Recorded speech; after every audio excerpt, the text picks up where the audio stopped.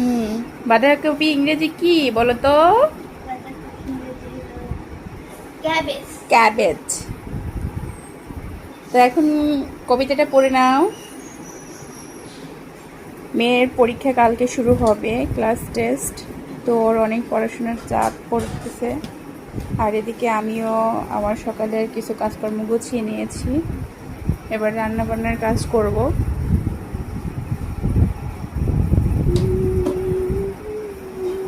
পড়ো বাবা, পড়ো।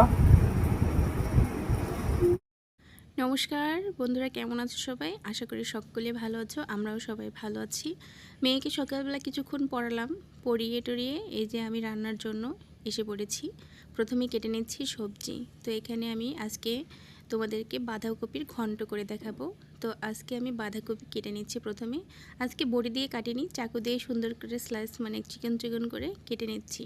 তো বন্ধুরা, বাঁধাকপিগুলো, একটা বাঁধাকপি আমি পুরোটাই দিয়েছি কারণ নষ্ট হয়ে যেতে পারে এর জন্য। তো বাঁধাকপিগুলো তো কাটা কমপ্লিট। এরপরে এর জন্য যাবতীয় যে পেঁয়াজ, কাঁচা লঙ্কা সবই কেটে নিয়েছি। এখন আমি এর দিকে আসলাম। বাঁধাকপিটা একটু ভাপিয়ে নেব, কারণ বাঁধাকপি থেকে এই সময় না অনেকটা কেমন একটা গন্ধ আসে। তো তার জন্য আমি বাঁধাকপিটা একটু সুন্দর করে ভাপিয়ে নিচ্ছি লবণ জলে। তো বাঁধাকপিটা ভাপাতে দিয়ে এদিকে আমি আরও কিছু এই যে কাটাকাটির ব্যাপার আছে, যে পেঁয়াজ কাটবো। তো পেঁয়াজগুলো কুচি কুচি করে নিচ্ছি। অবশ্য আমার হচ্ছে চাকু দিয়ে কাটার তেমন একটা অভ্যাস না, তারপরও মোটামুটি পারি কাটতে। তো এদিকে এই যে কাঁচা লঙ্কা চিড়ে নিচ্ছি। কাঁচা লঙ্কা দিয়ে বাঁধাকপিটা ভাজা হবে। শুকনো লঙ্কা দিয়ে ভাজলে কেমন যেন একটু লাগে যদিও। তো কাঁচা লঙ্কা কেটে নিলাম। আর এখানে মাছ রান্না করব, তো তার জন্য এখানে একটু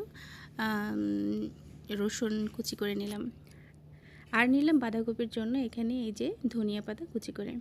আজকে বাঁধাকপিটা কি করব না করব তো বলছি। এবারে বাঁধাকপি আজকে চিংড়ি মাছ দিয়ে ঘন্ট করব। তো চিংড়ি মাছগুলো বেশ সুন্দর ছিল, একদম টাটকা বড় বড় চিংড়ি মাছ। চিংড়ি মাছগুলো বেছে নিয়েছি, রান্না শুরু করে দিলাম। প্রথমে কড়াই দিয়ে দিলাম এর মধ্যে তেল দিয়ে জিরা ফোড়ন, তার মধ্যে দিয়ে দিলাম তেজপাতা আর কয়েকটা গোটা লঙ্কা, গোটা গরম মশলার ফোড়নে দিয়ে এবার কুচানো পেঁয়াজ আর কাঁচা লঙ্কাগুলো দিয়ে দিলাম। দিয়ে এবার কিছুক্ষণ সময় নাড়াচাড়া করে ভেজে নিব, হালকা একটু বাদামি কালার করে ভেজে নিচ্ছি। তো এদিকে আমি একটু মশলাটা মিক্সড করে নিচ্ছি। এখানে কিছু মশলা নিচ্ছি, হলুদ গুঁড়ো, সামান্য একটু মরিচের গুঁড়ো দিয়েছি, আর স্বাদ মতো লবণ, একটু ধনিয়ার গুঁড়া, আর দিয়েছি সামান্য পরিমাণে জল দিয়ে মশলাটা গুলিয়ে এরপরে দিয়ে দিলাম এই যে ভাজা পেঁয়াজের মধ্যে। এরপরে একটু ঝোল ঝোল হয়ে গেল, এবার মশলাটা সুন্দর করে কষিয়ে নিতে হবে। তো মশলার থেকে দেখো তেল ছেড়ে আসছে, এরপরে দিয়ে দিলাম এর মধ্যে বেছে রাখা চিংড়ি মাছগুলো। আমরা অবশ্য চিংড়ি মাছ বলি, অনেকে এটাকে ইচা মাছ, বাছা মাছ, অনেকেই অনেক নামেই চেনে, তবে আমরা চিংড়ি মাছেই জানি এবং চিনি আর বলিও। যাই হোক, মাখিয়ে একটু হালকা করে ঢাকা দিয়ে রেখে দিলাম।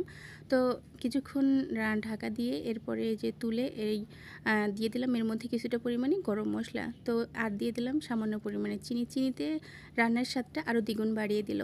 তো এর মধ্যে পরে দিয়ে দিলাম সামান্য পরিমাণে ঘির যে একটা দারুণ গন্ধ আসে, তো তাতেই ভাত খাওয়া হয়ে যায়। তারপরে দিয়ে দিলাম একটু ধনিয়া পাতা কুচি। তো ধনিয়া পাতা দিয়ে আবারও কিছুক্ষণ নাড়াচাড়া করে একটু ঘন্ট ঘন্ট করে নিচ্ছি। একটু চামচটা দিয়ে ভালো করে একটু নাড়াচাড়া করে ঘেটে নিতে হবে। তো বন্ধুরা, আমার কিন্তু আজকে বাঁধাকপির ঘন্ট করা কমপ্লিট। এবারে আমি তুলে নিচ্ছি বাঁধাকপির ঘন্টটা। তো তোমরা কিন্তু বাসায় এভাবে বাঁধাকপির ঘন্ট তৈরি করে খেতে পারো। আর বাসায় রান্না করলে অবশ্যই তোমরা এটা ভাত বা রুটির সঙ্গেও এটা খেতে পারো। খেতে কিন্তু দারুণ টেস্ট লাগে। আর আমি যেভাবে রান্না করেছি তাতে তো আমার অসাধারণ লেগেছে। তোমরা এভাবে বানিয়ে খাবে এবং ভালো থাকবে, সবাই সুস্থ থাকবে। যারা আমার নতুন ভিউয়ার্স আছে সবাই চ্যানেলটি সাবস্ক্রাইব করে সাথে থাকবে, পাশে থাকবে। নমস্কার।